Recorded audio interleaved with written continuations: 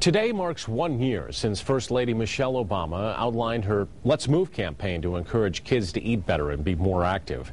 1 in 3 American kids is overweight or obese, and Mrs. Obama teamed up with Major League Sports to promote exercise. Doctors pledged to screen kids for obesity, and companies that provide school lunches promised to cut the fat and sugar out, doubling up fruits and vegetables instead, and to put salad bars in some 6,000 schools. Changes. Yeah, you'll see the quality improve, and also you're going to see it more focus on nutrition education. That's as important as the food that they eat, is kids understanding how to eat.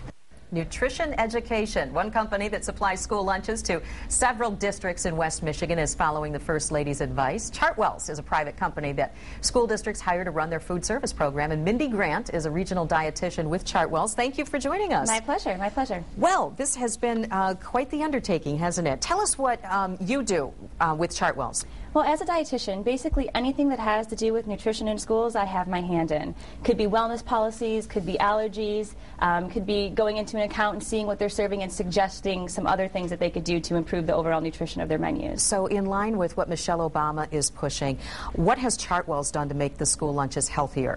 Well, we've always focused on nutrition. It's always been a huge piece of what we do.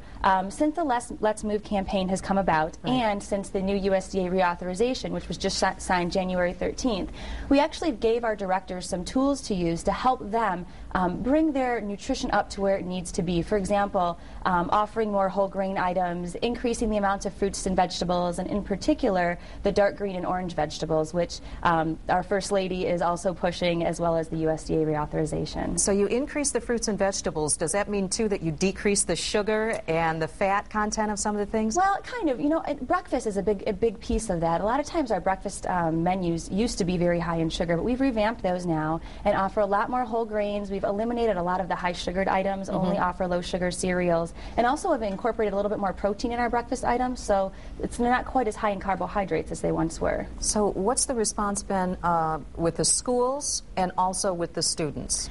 Well, it's actually been really good. We've been very pleasantly surprised. It's always a little scary when you're making large changes. An example would be in Muskegon Public Schools, they received the Fresh Fruit and Vegetable Program grant. Okay. And what that is, it's offering a lot more fresh fruits and vegetables. So kids are trying things like turnips and radishes and clementines and going home and asking for them. Really? Yeah, okay. Have you been able to measure any success with the students' health? You know, we really have not at this point. There are some studies, I think, that are going on, and there's a lot of other people getting involved in that. But as far as the food service provider at this point, we haven't done any studies on the children's health with that, other than we know they're consuming more fruits and vegetables, but long-term effects of that, you know, we have not done any studies on. Any other phases or changes that are going on with your program? I would imagine it's evolving all the time. It is. There's a lot of things. One of the big things we've really been doing is more scratch cooking.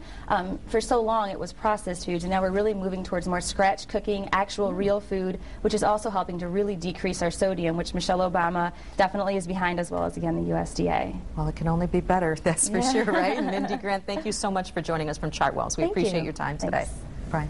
And if you take part in a certain federal food assistance program, you can get some help to buy more fresh fruits and vegetables. The W.K. Kellogg Foundation announced $1.2 million in funding, and the Grand Rapids Community Foundation awarded a $150,000 grant for the Double Up Food Bucks program. That means if you use the Supplemental Nutrition Assistance Program, or SNAP, and buy local produce at farmers markets in Michigan, for every $2 you spend, you'll get $2 in bonus tokens to buy more fresh food at the market, up to $20 in tokens available each visit.